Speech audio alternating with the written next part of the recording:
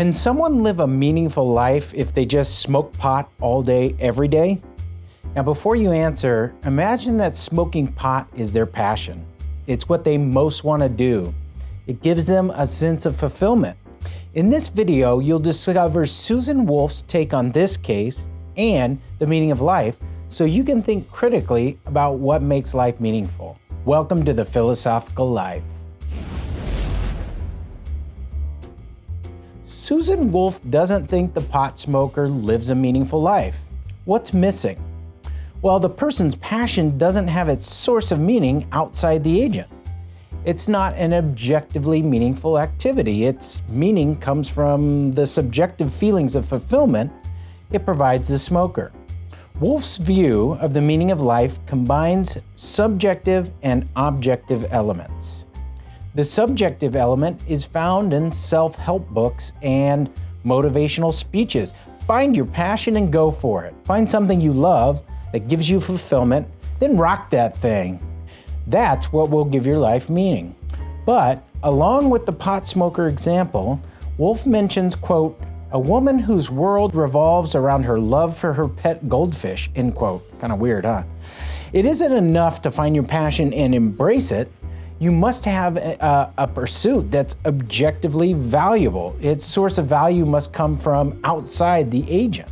Now, paradigms of objectively meaningful activity include the work of Gandhi, Mandela, Martin Luther King, and Mother Teresa. They contributed to movements and causes bigger than themselves. They live large, so to speak. This objective element in Wolf's view allows her to avoid an objection I raised against Richard Taylor's view. His view was charged with being too subjective. Now, if you missed that video, you can watch it by clicking the information button here. Yet, we might wonder if Wolf's view is overly objective. Imagine that the people mentioned earlier didn't get their sense of fulfillment from what they did. So imagine a case of dissatisfied Mother Teresa. She doesn't desire to help the poor of Calcutta. Instead, she simply does it because it's her duty or divine calling. She helps them in spite of having no desire to do so. Now, for Wolf, dissatisfied Mother Teresa wouldn't live a meaningful life. Objectively meaningful activity must be linked to what subjectively rocks your boat. As Wolf says, meaning in life happens when, quote, subjective attraction meets objective attractiveness, and one is able to do something about it or with it, end quote. As mentioned in the previous video, I discussed Richard Taylor's view of the meaning of life. Taylor thought Sisyphus that got fulfillment from rolling the stone, lived a meaningful life. Sisyphus values his activities, so his life has meaning for him, even though he's mistaken and stone rolling is worthless. Now, what separates Wolf and Taylor are commitments concerning the nature of values. Wolf endorses evaluative realism, which Rosen et al. Explain as, quote, the idea that genuinely valuable things are valuable not because we happen to value them, but in their own right, independent of our attitudes toward them, end quote. Wolf's realism contrasts with Taylor's subjectivism.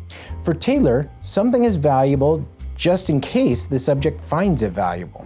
Sisyphus fulfilled, the all-day pot smoker, and the goldfish lover all find their activity valuable. So for Taylor, those activities are valuable.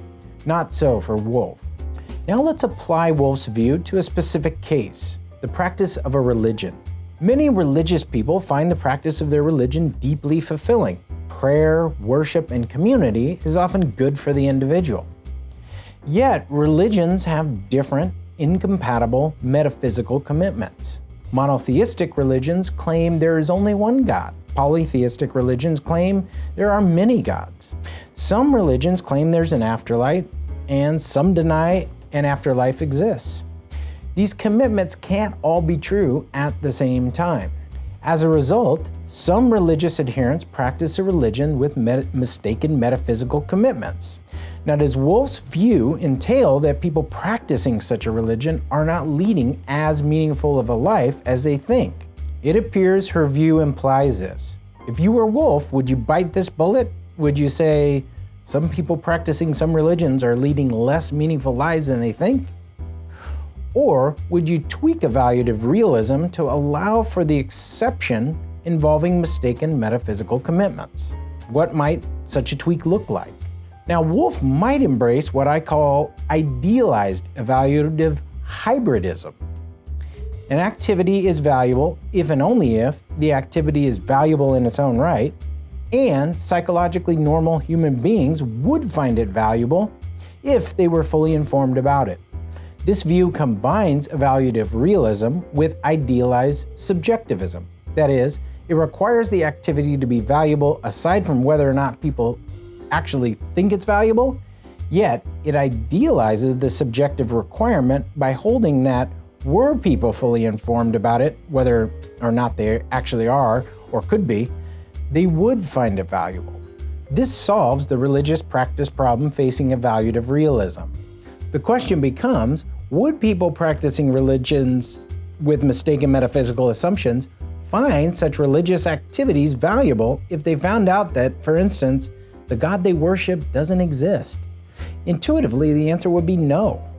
Now, what problems emerge with this idealized evaluative hybridism?